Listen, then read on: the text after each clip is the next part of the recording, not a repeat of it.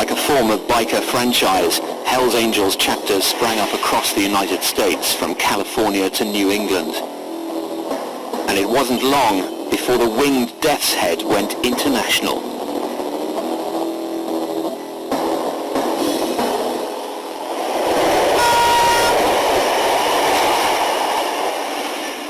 The London chapter is the oldest in Britain, granted its charter by the Californian Angels in 1969. Since then, the club has expanded steadily. There are now 16 chapters across the country. They follow the same strict rules and protocols as their American brothers, and they'll defend with violence the honor of the Hells Angels patch.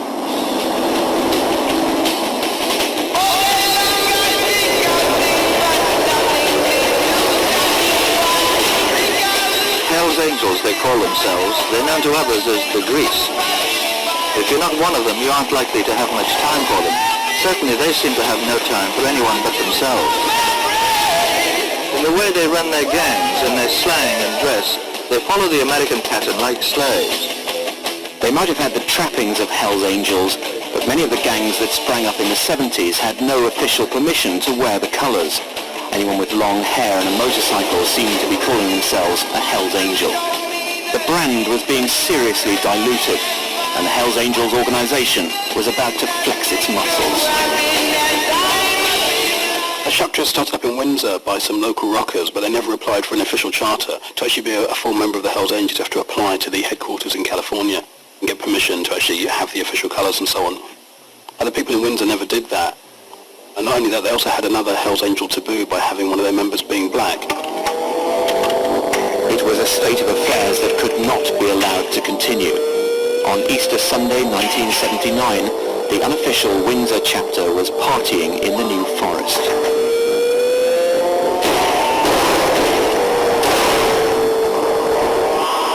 One man was hit by a shotgun blast, and Windsor President Richard Sharman was shot 3 times, the third bullet bouncing off his skull.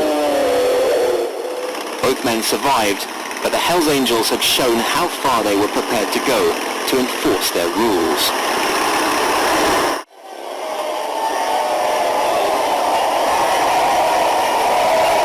In Britain, the Hells Angels are often seen as an eccentric throwback to the past. Oh, the Hells Angels. This is Snog, as he's known. He's bang in the middle there, and he's the first angel to take part in the Royal event, A veteran London Hells Angel even led a parade of bikers at the Queen's Golden Jubilee procession. Well, there we go, roaring down. Perfect sight, that. But Hells Angels are not a thing of the past. They're expanding. There are now 16 chapters in England and Wales. Like their foreign counterparts, many are believed by police to have criminal connections. A lot of the criminality that bike gangs in the UK are involved in is invisible crime, and it's not until you start looking for it and digging below the surface that you find it. Hells Angels are very much involved in the drug dealing scene.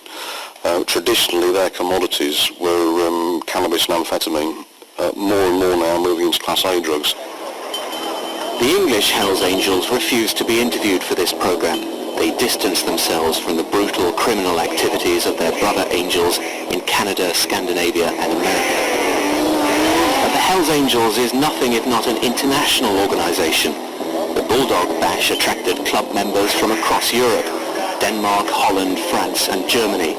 And police intelligence suggests that the international links between chapters are set in stone.